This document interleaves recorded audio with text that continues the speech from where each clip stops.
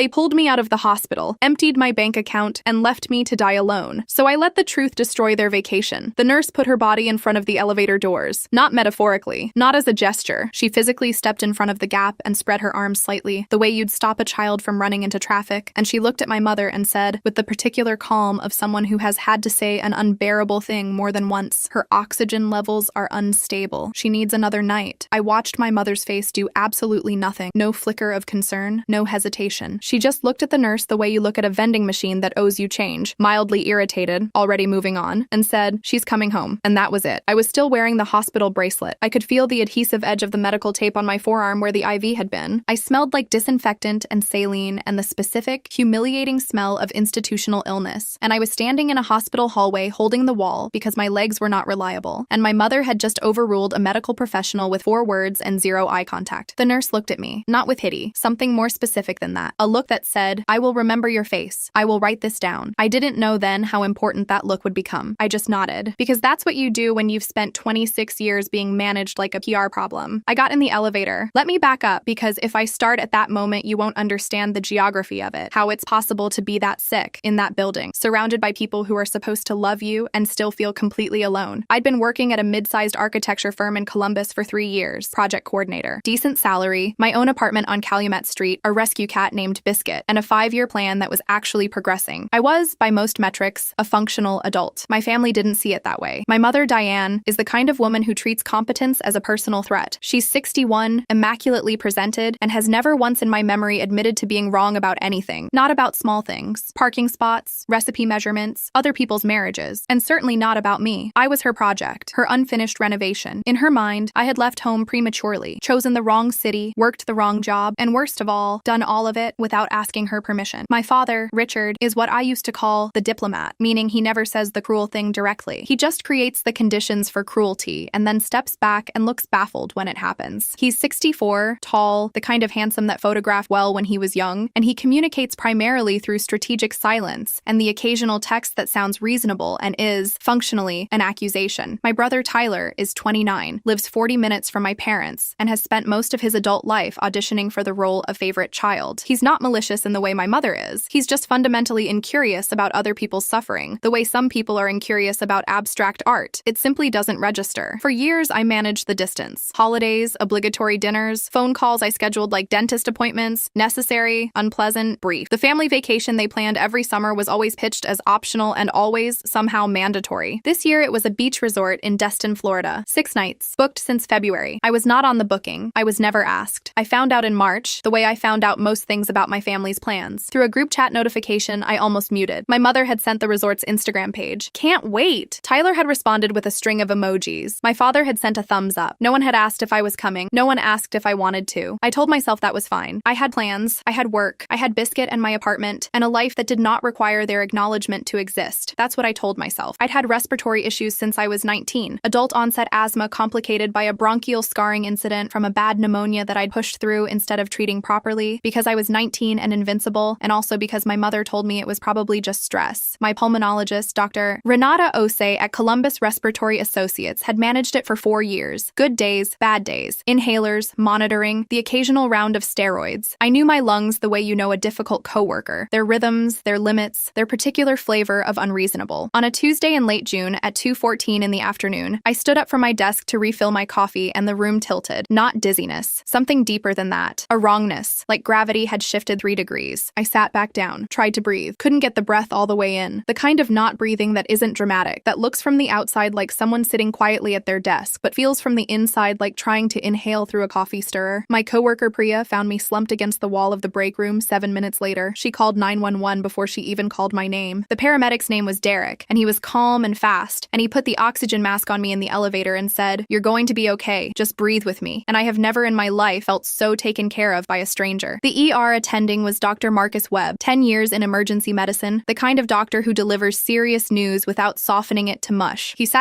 actually sat down, pulled a chair, and told me my oxygen saturation had been at 81% when the paramedics arrived. He told me my lungs had thrown what he called a significant event, and that I needed to be admitted, monitored, and medicated through at least 48 hours of observation before anyone could responsibly discuss discharge. "You are not safe to leave yet," he said, looking directly at me. "I want you to understand that." I understood it. My family arrived 4 hours hours later, my mother walked into the room like she was visiting someone who'd made a questionable life choice. She looked at the monitors, at the IV line, at the oxygen sensor clipped to my finger, and her first words were, "You look terrible." Not, "Are you okay?" Not, "I was so scared." Just, "You look terrible." As though I had shown up to a function underdressed. My father stood near the window. He was wearing his travel blazer, the navy one he puts on for airports. He'd been scrolling his phone since he walked in, and he looked up briefly, nodded at me like we'd passed in a hallway, and went back to scrolling. Tyler had texted from the parking lot. "Florida gonna slap FR." He never came up. Dr. Webb spoke to them, all three of them. My father finally pocketed the phone. My mother stood with her arms crossed. Dr. Webb explained what had happened, what the numbers meant, what the plan was. He used plain language. He was explicit. He said the phrase, "Another night at minimum, and we're watching for secondary infection, and she should not be exerting herself." My mother waited until he finished. Then she asked, "So she can be discharged tomorrow?" Dr. Webb said, "That is not what I said." My mother smiled. The smile she uses when she has already decided the outcome of a conversation. "We'll touch base tomorrow," she said, like she was wrapping up a conference call. He looked at me one more time before he left. I know what that look meant now. He was trying to give me an out, an opening, a moment to say, "No, wait, I want to hear more. I have questions." But I was 26 years old, and my mother was in the room, and I had been trained since childhood to defer to her momentum, and I didn't take it. The next morning, before the second round of monitoring was complete, my mother was at the nursing station saying it was time to go. The nurse, her badge said Patricia Morales, RN, and she had probably been a nurse for longer than I'd been alive. She walked to the elevator and put herself in front of it. "Her oxygen levels are unstable. She needs another night. She's coming home." I got in the elevator. They drove me to their house in Gahanna, not to my apartment, not to Calumet Street where my cat was, where my things were, where I had control over even the smallest decisions, to their house. The drive was 45 minutes, and I spent the first 20 of them trying to figure out why I felt so disoriented. And then I realized I had expected, on some animal level, to be taken care of. I had expected the calculus to change. I had expected that seeing me on a hospital bed with tubes in my arm would have tripped some wire, activated some instinct. It hadn't. I asked for my debit card around exit 14 on I-270. I'd left my wallet with my mother when they admitted me. Standard, just safer. And I wanted it back. She kept driving. 15 seconds of silence. Then, in the same tone she'd used to mention she'd borrowed a sweater, "We used your account for the rental car and hotel. We'll pay you back." I looked at my phone. The Chase app takes about 30 seconds to load on a slow connection. I watched the numbers appear like a slow-motion car accident. Hertz rental car, Orlando Airport, $312. Mariners Cove Resort, Destin. Deposit, $1,847. Delta Airlines, seat upgrade, 2 passengers, $290. Sunset Grill, prepaid reservation, party of 4, $180. That last one had a timestamp of 6:43 p.m. the previous evening, while I was in the hospital bed, while monitors were beeping, while a nurse was trying to get me one more night of oxygen and observation. My family had been on their phones booking dinner reservations. The total was $2,729, gone. While I sat there fighting for breath, my hands went very still on the phone, not shaking. The opposite. That specific stillness that happens when your nervous system can't decide what to do next and just stops. I said nothing. I looked out the window at the highway. I noted the exit number. They walked me into the house on Ridgebrook Drive like something fragile they didn't want to break, not out of care, but out of liability. My mother put a paper bag on the kitchen table, saltine crackers, CVS brand cold medicine, 2 cans of Campbell's chicken noodle soup. "Just rest," she said. "We'll be back in 4 days." I stared at her, waited. There was no punchline. "I can't be alone," I said. My voice came out smaller than I intended. Not weak, just factual, the way you state a measurement. I collapse when I stand. The doctor said, "You heard what the doctor said," Tyler said from the hallway, where he'd appeared with his suitcase already rolling behind him. "Call 911 if you're that bad." And then he carried his bag to the car. My father touched my shoulder, once, lightly, like a formality, and followed him. My mother said, "There's a charger in the guest room." Then she left. I heard the car start. I heard the tires on the gravel driveway. Then the sound faded, and the silence came down like something dropped from a height. I stood at the kitchen window for approximately 30 seconds before my legs gave their opinion on the matter. I sat down on the tile floor. It was cooler there anyway. The phone was at 9%. I hadn't had a chance to charge it. My charger was at my apartment, and the charger in the guest room was a different cable type. My inhaler was almost empty. I'd been rationing since the previous afternoon. I opened the refrigerator from the floor because it was easier than standing. 3 Modelo bottles, a jar of banana peppers, cream cheese, expiration date 3 weeks prior, a fruit bowl on the counter, 3 oranges so soft they'd concaved. On the wall calendar, the kind with a different national park photograph for each month, July had a block lettered in blue marker, vacation. There were little sun stickers. My mother had put little sun stickers on the vacation days. I called her. Voicemail. I called my father. He picked up. Airport sounds in the background. Announcements. Wheels on linoleum. "Take the cold pills," he said. Then, quieter, as though the surrounding noise gave him permission to be honest, "Don't ruin this trip over panic. Don't ruin the trip over panic." I called Tyler. He laughed when he heard my voice. Just once. Short. Not amused. Just mean. The laugh of someone who finds weakness tiresome. "You need to act like an adult," he said. Then hung up. By noon I was on the kitchen tile again, not by choice. Shallow breaths coming in fractions. The ceiling fan turning slowly above me, wobbling slightly on its mount. I watched it for a while. I thought about how Dr. Webb had said you are not safe to leave yet, and how my mother had smiled, and how the nurse had put her body in front of the elevator. I thought about Biscuit, who had an automatic feeder and 3 days of food, and who did not deserve whatever this was. I thought about the 2,129s. I picked up my phone, 7% now, and opened my texts. My fingers were clumsy. I texted my neighbor on Calumet Street, Mrs. Eleanor Delaney, who was 73, retired from the Franklin County school system, and who had once brought me soup when I had a cold I hadn't told anyone about because she had simply noticed I hadn't checked my mail. The text I sent, "Can you help? Trouble breathing. Alone. House in Gahanna, not mine." I didn't finish the address. I managed to drop a pin. She was at the door in 10 minutes. I had made it to the entrance, not standing on my hands and knees, and I remember the carpet pattern in the hallway, a repeating diamond shape, and I remember thinking that was a strange thing to notice when you couldn't breathe. Mrs. Delaney opened the door that I'd managed to unlock. She saw me. She didn't say anything. Not one word. She called 911 with one hand and pressed the other one, steady and warm, against my shoulder, and held it there. The pressure of her hand on my shoulder. That's the thing I go back to. The same hospital. The same ER bay, I think. Or one close enough that it felt identical. Dr. Marcus Webb appeared like a man who had been proven right and wished he hadn't been. He looked at my chart, then at me, then back at the chart. "Your oxygen was at 78% when they brought you in," he said. His voice was professional, precise, but underneath the precision was something that sounded like fury, being kept very carefully in a box. "You're dehydrated. The inflammation markers are higher than yesterday. We're going to run a full panel, but I want you to understand," he paused. "You were discharged AMA, against medical advice. I need to document that clearly, because what I'm seeing right now is what I told your family would happen if you left." I nodded. He ordered the tests. He was gone for a few minutes. Then he came back with someone else. She introduced herself as Camille Torres, MSW, hospital social worker, 11 years with Ohio Health. She was maybe 40, with dark hair pulled back and reading glasses on a chain, and she sat in the chair beside my bed with a notepad and asked me careful questions in the way that careful people ask careful questions. Slowly, specifically, leaving room. Did my family often handle my finances without my knowledge or consent? Had they interfered with my medical care before? Were the charges on my account made without my permission? Had I felt safe in their home? I told her everything. The elevator, the nurse, the drive, the debit card charges appearing in real time on my phone, the paper bag of crackers, the sun stickers on the calendar, Tyler hanging up, my father's voice at the airport, "Don't ruin this over panic," like I had manufactured my lungs. Camille Torres took notes. She didn't flinch, didn't interrupt, didn't offer expressions of sympathetic horror. She just wrote. When I finished, she looked up from her notepad and said, "What happened to you was not your fault, and you do not have to go back." I had been holding something in my chest for approximately 31 hours at that point, not crying, nothing so clean as that, something more structural, a weight. It didn't go away when she said that, but it shifted. "Do you want to document this?" she asked. I said yes. Camille Torres moved fast and with precision. She contacted Detective Roy Callahan from Columbus PD's Financial Crimes Unit, 22 years on the force, the kind of detective who has seen every flavor of family fraud and has stopped being surprised by any of it. He came to the hospital room that evening, badge and notepad, and he sat across from me and listened to the whole thing, and then he said, "Unauthorized use of a debit card by a family member is still a crime. Relationship doesn't create permission." He helped me file a formal police report, case number 2024 FCU 04471. Camille helped me call Chase Fraud Services and freeze the card. She sat with me while I was on hold. She handed me the notepad to write down the confirmation numbers. Dr. Webb, meanwhile, was doing his own documentation. He flagged the AMA discharge, wrote a detailed clinical note about the condition in which I'd been readmitted, and, I didn't know this until later, he personally called the hospital's patient advocate to ensure there was a formal record of the family's intervention at the elevator. The nurse, Patricia Morales, RN. She had already written her own incident report. She told the patient advocate that she had informed the family member, identified as my mother, that discharge was medically inadvisable, and that the family member had disregarded this information and proceeded. 3 professionals, 3 separate documented accounts. My mother thought she was walking out of a building. She was walking into a paper trail. I saved everything from my phone that night while I was still hooked to the IV. My mother's voicemail from the day before I was hospitalized, calling to confirm I wasn't planning on making the vacation weird. My father's text from 9:22 p.m. the previous night, sent from what I now knew was a Florida airport, that said, "You've made this into something it didn't need to be." Tyler's text, "Hope the drama was worth it." I saved the Chase transaction history with timestamps. I screenshotted everything. I emailed it all, the screenshots, the audio files, the transaction records, to a folder I labeled "Do Not Delete," and shared it with my Google account, my work email, and Mrs. Delaney's email address, because she was the kind of woman who checked her inbox every morning and would notice if something happened. I also, on Camille's advice, contacted Columbus Legal Aid. Within 48 hours, I had a phone consultation scheduled with an attorney named Naomi Park, who specialized in elder and family financial abuse cases. She had been practicing for 14 years. When I described the situation, she said, with the quietness of someone who has heard too many versions of this story, "The timestamps alone are going to be significant." significant. Exhibit A. Bank records showing $2,629 in unauthorized charges, time-stamped to the hours I was hospitalized and unable to consent. Exhibit B. AMA discharge documentation signed by hospital staff noting family-pressured early release. Exhibit C. Medical readmission records showing deteriorated condition consistent with early discharge. Exhibit D. Voicemails and text messages demonstrating awareness of my medical condition and continued indifference. She emailed me that list. I read it 4 times. Here's the part I want you to understand about fraud investigations. They move quietly. You don't get a dramatic moment. There's no scene. There's no phone call with music behind it. What happens is that a flag appears in a system. A human being reviews it, and then a decision gets made. The decision, in this case, was made on a Thursday morning. I was in my hospital room. I had been upgraded to a regular room by then, out of the ER, oxygen saturation stabilized, antibiotics running. I was eating actual hospital food and watching something stupid on my laptop and my phone buzzed. It was a Chase notification. The fraud investigation had resulted in a hold on the flagged transactions, pending reversal. Processing. I did the math. The Mariners Cove Resort charge had been flagged as part of the investigation. The resort's payment system would have attempted to process the balance, the remaining room charge that was due upon arrival, the nightly rate, the incidentals deposit, and it would have declined. Not insufficient funds. Flagged account, declined, in public, at check-in, at a beachfront resort in Destin, Florida, where my family was presumably standing at a reception desk in their vacation clothes with their luggage, probably already talking about which restaurant to try first. My mother's first voicemail came in at 11:47 a.m. I don't know what you think you're doing, but this is absolutely... And then her voice did something I had never heard it do in 26 years. It cracked, not with grief, with something that sounded almost like disbelief. The disbelief of someone who has never been stopped before and cannot process the sensation. The second voicemail came at 12:03 p.m. You are a selfish, ungrateful child, and I want you to know that what you've done to this family... She didn't finish the sentence. I don't know if she ran out of words or recording time. I sat in my hospital bed with the oxygen sensor on my finger, and I listened to both voicemails twice. Then I forwarded them to Naomi Park. She called me 20 minutes later. These are going to be useful, she said, which in attorney language means these are extraordinary. Detective Callahan called that afternoon to confirm the police report had been formally accepted and that the Financial Crimes Unit was proceeding with an investigation into the unauthorized use of a debit card, a misdemeanor theft charge at minimum, potentially a felony depending on the total amount and the establishment of intent. He was careful. He said proceeding with and depending on and at this stage. He wasn't promising anything, but he also said, your documentation is unusually thorough. That helps. I thought about the charged oxygen sensor clip on my finger. I thought about Patricia Morales, RN, putting her arms out in front of the elevator. I thought about Dr. Webb